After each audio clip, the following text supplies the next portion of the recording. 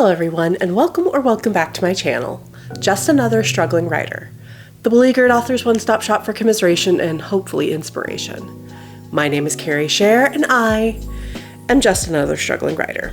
Well, today you may notice I don't have a writing vlog for you, and that is because I actually have not really been writing consistently since my last writing vlog, and that might surprise you because I left off in what I felt was a really strong position with some really good habits forming with my ladder sprints and sitting at my desk, and I was getting into a really juicy part of the manuscript. But it's true. Since I last spoke to you on camera in my writing vlog, I have really not written much of anything. Because what happened is the following week after that vlog was a very busy parenting week. Pretty much every single day that week, including the weekend, I had at least 2 parenting obligations throughout the day, on top of work and other things. Basically, my oldest daughter had a bunch of choir stuff going on, not just rehearsals, but performances as well, early morning drop-off times, going to different schools and whatnot. Then my youngest child, it was Hell Week for her theater performance. I know Hell Week is kind of outdated and it's Tech Week, but I grew up in the theater, it's Hell Week to me. And that meant very long rehearsals after school and everything to do with that. And then it was also my son's birthday. So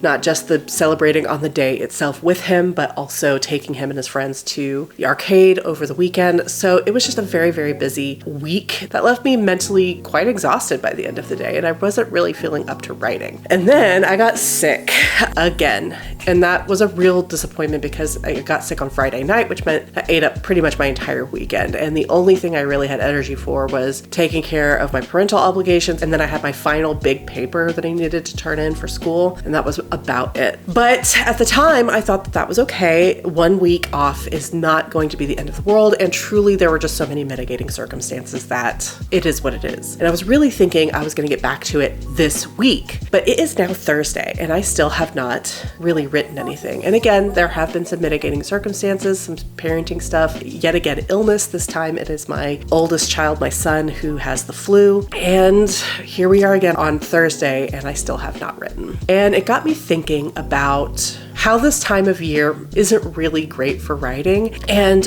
I was really tempted to get down on myself for taking another week or 2 off from writing, especially since I just recalibrated my deadline and was really looking forward to getting into the last part of this book. But the truth of the matter is December is just a hard writing month. It may not be for you, but it definitely is for me. There's always a lot of parenting things going on as the school semester wraps up. All of my kids are in some form or fashion have been in the arts, which means there's school performances and choir and theater and everything. In the past, my youngest was also doing like music recitals, like playing an instrument. And of course, there is testing going on that they need to prepare for. My son's birthday is on the 9th. That is even before we get into the big holiday of Christmas, getting all the shopping done, making sure that things are wrapped and hidden and out of sight so they're not finding it, making sure the tree is up and taking care of all of that. And it is just a time where writing has to be done in the creases, and sometimes there simply are no creases. And then something else that affects me personally is I do unfortunately get the SADS. That is the seasonal affective disorder, where the decreased amount of light that we're getting throughout the day is affecting my mood.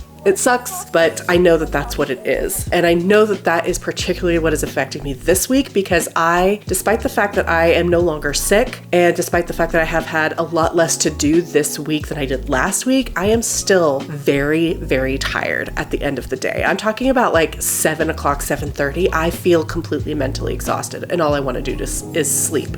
And then you take a day like today where I was home the whole day taking care of my son, and I slept almost as much as he did, and he has the flu, and I am not sick. I don't have a fever or any symptoms or anything like that, but I was in bed at least 3 times today, resting and trying to take a nap because I just feel so tired. And it occurred to me today as I was laying down that I think it's because of the seasonal affective stuff. I don't think I'm actually tired. I think it's just everything getting to me, and it's making me think that I'm tired, or it's making me think that I want rest. And I know that because this happens pretty much every single year right before Christmas, and then I get this like major boost of energy at the start of the new year because it's a new year, and then I'm able to carry on. But this period, usually between my son's birthday and Christmas, has historically been kind of low energy for me.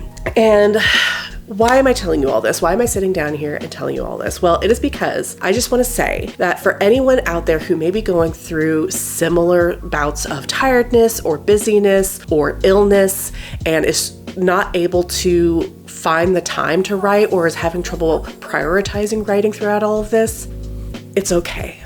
It is okay. December is just one of those months that is going to be difficult finding the time to write. Even if you're not a parent and aren't coping with all of those end of year things with your kids, even if you have great immune system and you're not sick, even if you don't get the seasonal affective stuff, even if you're not really someone who celebrates the holidays, December is just one of those times where it is just a little bit chaotic and there's just a little bit more demands on your time and energy.